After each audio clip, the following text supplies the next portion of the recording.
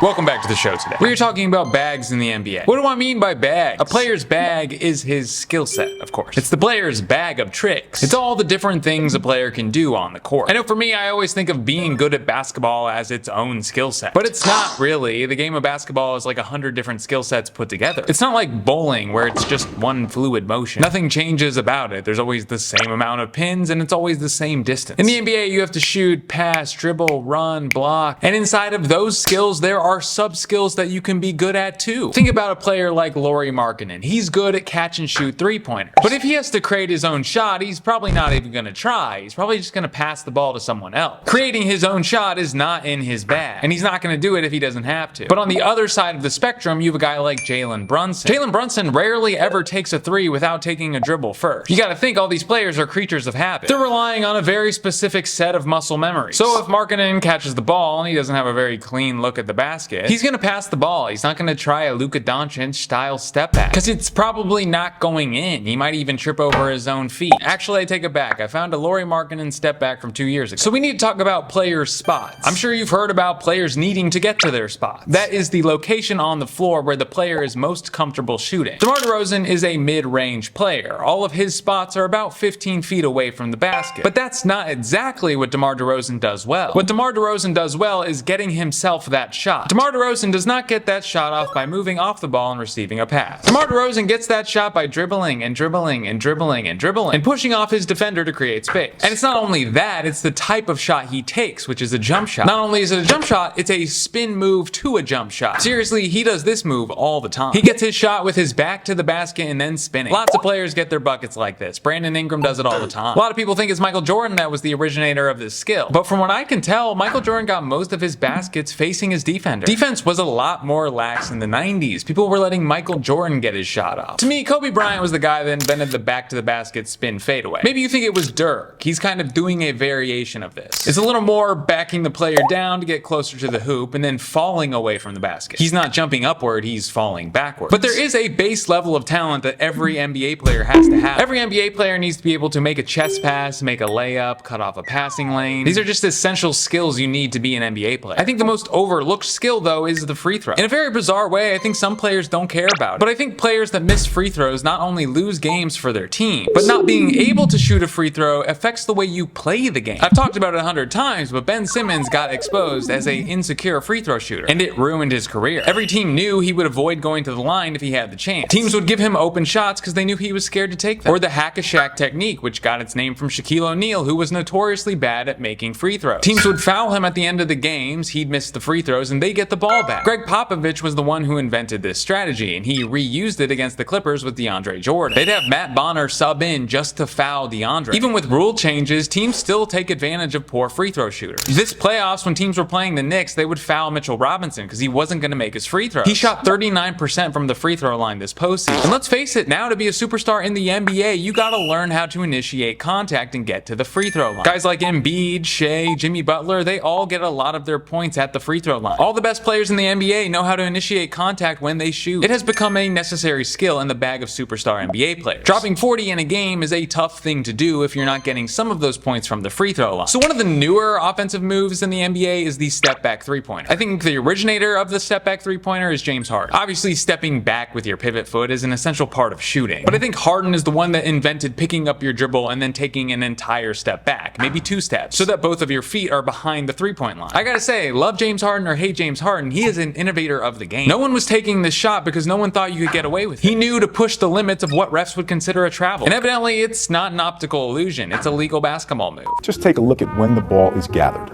Okay, if you look at when the ball is gathered, that pivot foot is not the first step. That is the 0 step. When they step back into a 1-2, that in the NBA is a legal 2-step. That was referee Zach Zarba, so he's the one that would make the judgment call. I don't quite understand what he's saying, but it really doesn't matter if I do. Now, younger players have been heavily influenced by James Harden's step back. Luka Doncic does significantly more step backs than James Harden now. It's funny to watch Luka or Jordan Poole or Jalen Green do all these moves and then take a step back. The irony is, if the defender isn't already lunging forward, you already have space to create. There's no need for you to even take a dribble. Even if he's lunging, you can take a sidestep three-pointer. three-pointer. Refs will even let you take 2 steps backward. If you can take 2 steps going toward the basket, why can't you take 2 steps going away from the basket? Step backs give guards the ability to take a 3-point shot even if they're not behind the 3-point line. So let's talk about NBA players who were almost out of the league until they developed a new skill that made them an indispensable part of a team. The first one is obviously Brook Lopez. Brook Lopez came into the league as a classic big man. Blocked shots, got rebounds, had a good field goal percentage, you know the stuff. In his first 8 seasons in the league, he had only made 3 3-pointers. But in the summer of 2016, he worked on his catch and shoot threes. But in one season, Lopez went from shooting 14 3-pointers to 387 3-pointers. That's almost a 3,000% increase in 3-pointers shot. He became the best shooting big man in the league in one summer. Al Horford is the same way. Al Horford came into the league as a fast, athletic big man who was known for his dunks. And he did well as a classic big man in Atlanta. He was the anchor of their defense. He had guys like Joe Johnson, Josh Smith, and Kyle Korver to get most of the points. But Al was still getting enough points to make a couple all-star teams. But most of his offense was just simple back-to-the-basket stuff. But Al saw where the league was going in the summer of 2015. And he developed a pretty solid passing game and a 3-point shot, which got him involved in Atlanta's motion offense. The following season, Al Horford signed a max contract with the Boston Celtics, where he averaged 5 assists and became the second best shooting big man in the league. First being Brook Lopez, remember? If you're wondering why didn't the Hawks re-sign Al Horford, it's because they wanted to sign Dwight Howard. Definitely a change in direction. So which NBA players have the smallest bag? Which players have the most limited skill set? Well, if we go back historically, mostly where we're looking at the defensive specialists. We're talking about the guys who could lock down the other team's best player, but on the offensive end, they're about as good as you or me. Well, not that bad. I'm talking about guys like Hasheem Thabeet, who was an incredible shot blocker. Hasheem was drafted 2nd overall in 2009 by the Memphis Grizzlies, despite only averaging 6.8 points in college. The reason was Hasheem had a lot of potential. He was 7'3" and he had a 7'6" wingspan. He was huge and he was pretty athletic, but he had absolutely no bag at all. He had no skills. He couldn't do anything on the offensive side of the floor. Not only that, he wasn't a particularly well-rounded defender either. Hasheem ended his career only averaging 2.2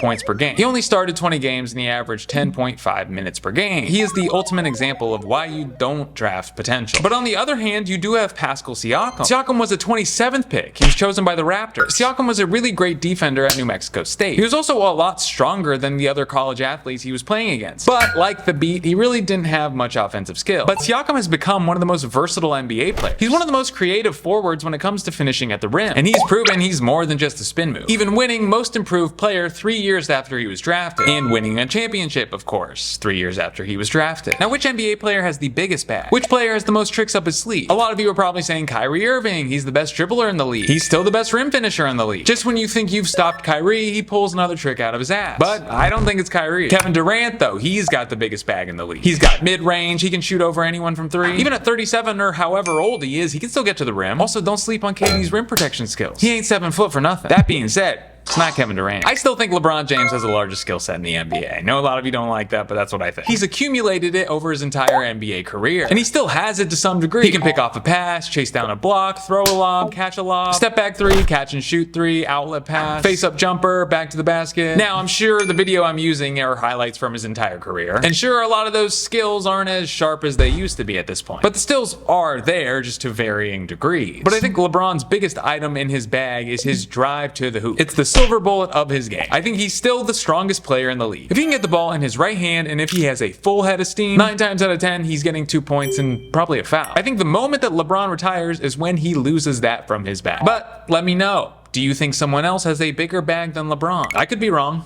Sometimes I'm wrong. Alright, thank you for being here. Like the video if you could, if you don't mind. If you like me and you want to help me out, give it a like. Usually you do, and I appreciate you. I love you. But I love the people who are on the Patreon a little bit more. Leave a comment, I'll probably reply. Be good to your mothers. I think that's it.